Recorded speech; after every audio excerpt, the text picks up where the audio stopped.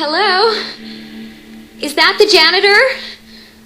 I came back for a book in my locker. Could you turn the lights back on, please?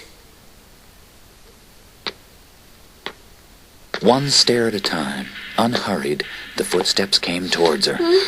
Wild with terror, Martha groped backwards along the wall, stumbling through the darkness. She felt her fingers slide over a light switch, and she hit it again and again, but nothing happened. Desperate, Martha began to run.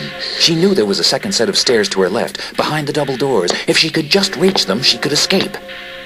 She bumped against a wall, fought to keep her balance, reached the end of the hall, and grabbed at the doors. They won't open. I can't get out. Where is he? Where can I go? Somehow she remembered there was a classroom off to the side and dived into it, slamming the door shut and falling over the furniture until she found the back windows that she knew opened onto the fire escape. With all her remaining strength, she tugged at the window, but it stuck fast. I'm trapped in here. Oh, God. No! In the shadows, on the other side of the room, she saw the door handle turn slowly. Silently, the door began to open. Someone came into the room and stopped. A hand came out of the darkness, down hard on her shoulder. Ow! Martha broke away and hurled herself towards the door. For one instant it stuck, then it popped open, spilling her out into the hall. As she landed on the floor, her arm made an awful cracking sound. She pulled herself up and ran, fell, ran again. She stumbled down the stairs and threw herself against the exit door at the bottom. It was locked. Again, she hurled herself against it, and pain shot like a knife up her shoulder. No! No, God, no! Her attacker was on the stairs, behind her. But how far behind, Martha couldn't tell. She wondered crazily where there was left to run. And then she remembered. There was a side door in the teacher's lounge that the students weren't allowed to use. She pulled herself down the hall, made a turn, heard the footsteps falter as if confused.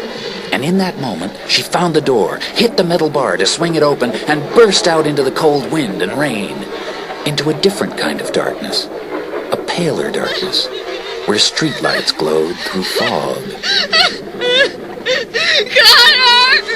Connor! Running wildly through the rain, Martha saw the parking lot and then the familiar family station wagon easing towards her. She looked behind her, and a black silhouette disappeared into the darkness. Oh, please, help me. Hey, Martha! Hey, it's okay. I've got you. It's okay. It's okay. Dr. Flores, dial 180. Oh, my arm. Yeah, I bet it hurts. You nearly twisted it off. The doctor says I can take you home soon. I don't want to go home, Connor. Somebody tried to kill me. I know. I called the police, but they couldn't find anyone. They didn't take me too seriously. Of course they couldn't find anyone. He ran away when he saw your car.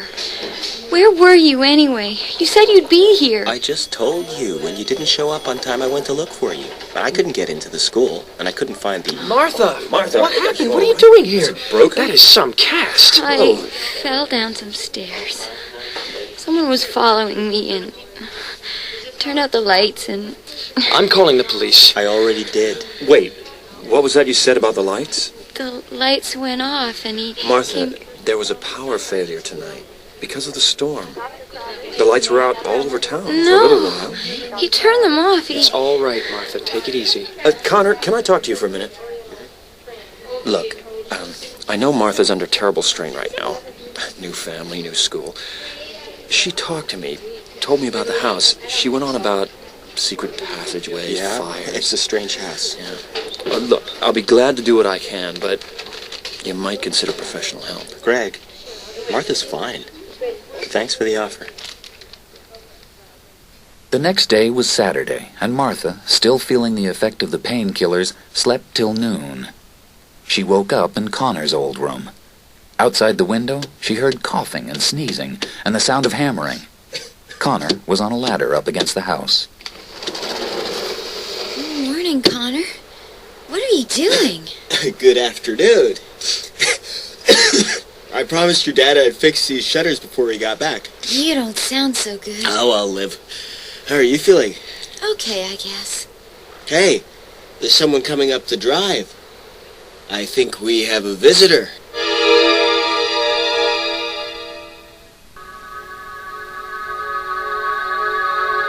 Hey, there's someone coming up the drive. I think we have a visitor. Who is it, Connor? It looks like Win. I don't believe it. Hi, Win! Hey, stay there. Martha will be right down.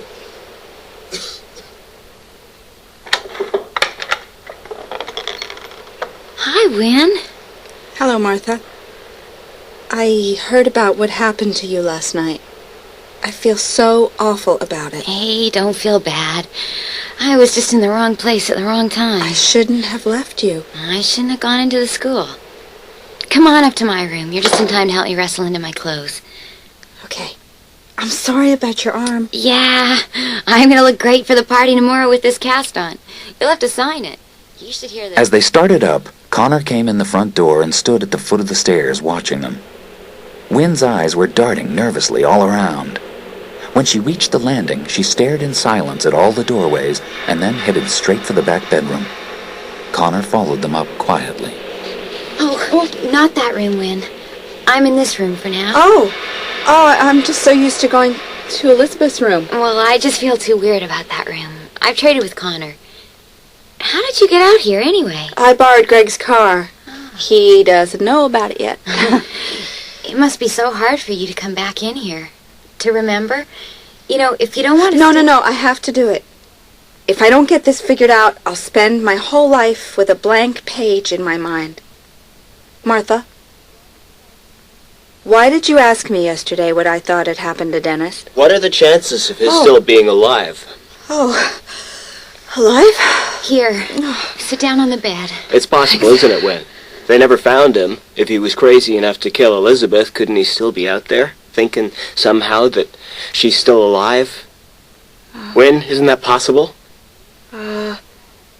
If he were alive, I'd know. He'd try to contact me somehow. He always talked to me about Elizabeth because he knew how close the two of us were. And he didn't kill her, I know it. Well, yeah, how can you be so sure? He didn't want her going with Blake, that's all. Any more than Blake wanted him going back to Elizabeth. They were always rivals in girls and basketball and So scholarship. Dennis was pretty possessive Yes. and had a bad temper.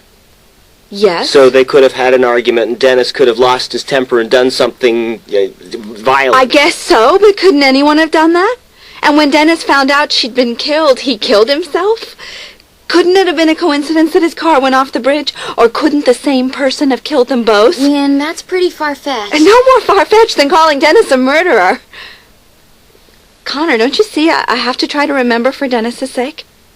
All the doctors I went to, they couldn't make me remember. But now this house is back in my life again, and it's like it was meant to be. Like somehow Elizabeth and Dennis want me to find out what really happened. Oh, this sounds so silly. No, it isn't silly. We'll help you. Why don't we go downstairs and I'll rustle up some soup and sandwiches? Yeah.